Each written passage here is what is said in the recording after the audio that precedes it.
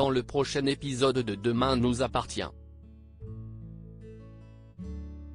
Tandis que Victoire prend des risques pour sauver Georges, Martin est à ses trousses. Virginie, de son côté, tente de récupérer l'arme cachée au lycée, et Olivier sombre dans le désespoir. Capture d'écran TF1. Attention, les paragraphes qui suivent contiennent des spoilers sur l'épisode de Demain nous appartient diffusé demain soir sur TF1. Si vous ne voulez rien savoir, passez votre chemin. Mardi 4 juin dans Demain nous appartient. Victoire prend des risques pour Georges mais Martin est à ses trousses et sorti de l'hôpital en toute discrétion. Victoire se rend à un endroit indiqué par Thibaut et récupère sous un banc un téléphone portable. Elle appelle alors Thibaut et demande à parler à Georges, pour s'assurer qu'il va bien, mais Thibaut refuse et lui rappelle que désormais c'est lui qui dicte les règles. Il lui explique ensuite qu'il va lui envoyer des instructions par SMS et finit par raccrocher. En parallèle, à l'hôpital, Marianne et William s'inquiètent de la disparition de Victoire, et Samuel leur apprend qu'il l'a croisée cette nuit dans les couloirs et qu'elle a prétendu qu'elle se dégourdissait simplement les jambes. La police est rapidement prévenue, et Martin et Lucie découvrent grâce aux caméras de surveillance de l'hôpital que Victoire a quitté les lieux à 5h24 ce matin. Ils ne peuvent la localiser car son téléphone portable est coupé, mais ils sont certains que Thibaut est parvenu à l'attirer dans un piège. Heureusement, la police scientifique parvient à craquer l'ordinateur de Georges et trouve l'adresse de la maison de la mère de Thibaut. Martin et toute une armée de flics s'y rendent sans tarder et le commandant tombe sur Victoire, qui s'apprêtait à pénétrer dans la propriété. Martin l'empêche et lui demande de se mettre à l'abri, persuadé que Thibaut cherche simplement à la tuer. La police intervient mais malheureusement ni Thibaut, ni Georges ne se trouvent dans la maison. Seules des traces de sang sont retrouvées, et Martin demande à les faire analyser. Quelque part, dans une voiture, Thibaut, qui a placé des caméras dans la maison, est témoin de la scène et réalise que Victoire n'a pas tenu parole et a prévenu la police. Georges, attaché et toujours très faible, essaye de lui faire comprendre que s'il le tue la police fera tout pour venger sa mort et l'arrêter, mais Thibaut refuse de renoncer à ses plans. Il va tuer Georges et Victoire, comme prévu. Le psychopathe appelle ensuite Victoire et lui annonce qu'il sait qu'elle a parlé à la police. La jeune femme assure qu'elle n'a rien dit et qu'elle a suivi ses instructions à la lettre. Elle entend ensuite la voix de Georges et demande à lui parler. Thibaut accepte et tend le téléphone vers Georges qui demande à Victoire de faire attention et lui assure qu'il la y met. Victoire lui fait également une déclaration, mais Thibaut met rapidement un terme à leur conversation et jure à Victoire que c'était la dernière fois qu'elle entendait la voix de son petit ami.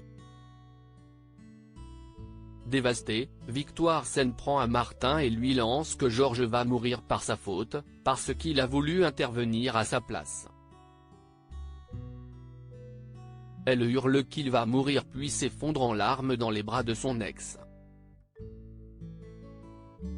Jules et Virginie tentent de récupérer l'arme de Danieli alors qu'ils tentent de récupérer l'arme de Danieli qu'il cachait dans la salle des profs du lycée. Jules est surpris par Olivier et prétend qu'il se sentait mal et était à la recherche de Morgane, introuvable à l'infirmerie.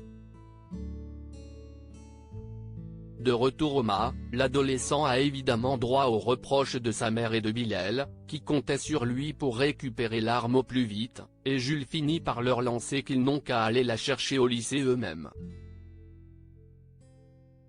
Virginie demande donc un rendez-vous avec Sandrine pour lui parler de Jules. Elle confie à la proviseure qu'il ne va pas bien depuis la mort de son père et qu'il a récemment prétendu avoir apporté une arme à feu au lycée. Virginie fait comme si elle n'y croyait pas, mais Sandrine préfère vérifier et regarde sous les meubles de la salle des profs, où Jules est censé avoir caché l'arme en question. Mais elle ne trouve aucune trace d'un pistolet. Virginie prétend qu'il va falloir qu'elle ait une discussion avec son fils afin qu'il arrête de raconter des bêtises, mais elle est en réalité très inquiète de voir que l'arme de Danieli a disparu. En rentrant, elle demande à Jules d'arrêter de lui mentir et de lui dire où il a vraiment caché l'arme, mais Jules assure qu'il l'a laissée dans la salle des profs et pense que quelqu'un a dû tomber dessus entre-temps et s'en emparer. Une fois seule avec Bilal, Virginie avoue qu'elle s'inquiète pour son fils, qui semble vouloir ressembler de plus en plus à son père, qu'il idéalise depuis quelque temps. Une voix qu'elle refuse évidemment de le voir prendre et qui lui fait craindre le pire pour l'avenir. Olivier semble prêt à commettre l'irréparable vue du bac qui approche. Garance demande de l'aide à son père et lui propose qu'il aille réviser chez Clémentine, afin qu'ils passent du temps tous les trois. L'adolescente avoue qu'elle espère que ses parents finiront par se retrouver et qu'ils redeviendront ainsi une vraie famille, comme avant. En rentrant chez elle, Clémentine trouve donc Garance et Olivier dans le salon et se permet de faire remarquer à son ex qu'il aurait pu la prévenir avant de débarquer. Garance émet ensuite le souhait qu'il se fasse un dîner en famille ce soir, mais Clémentine lui répond qu'elle avait prévu une soirée entre filles toutes les deux et qu'elle aimerait qu'elles s'y tiennent. Comprenant qu'il est de trop, Olivier finit donc par s'éclipser, et Garance ne tarde pas à reprocher à sa mère de s'être montrée une fois de plus très froide envers lui. Pour se rattraper, Clémentine accepte finalement qu'Olivier revienne pour boire un café, mais les choses se terminent de manière surprenante puisqu'avant de rentrer chez lui, Olivier prend Clémentine dans ses bras et l'embrasse sur la joue.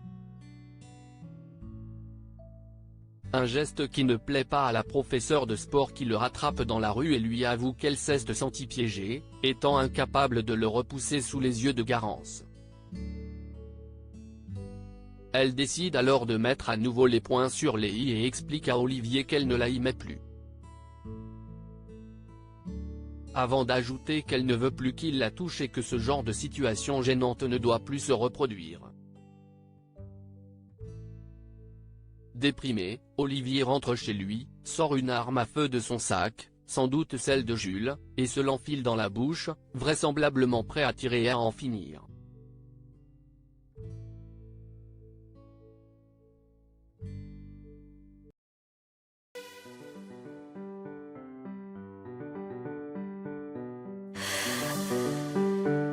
나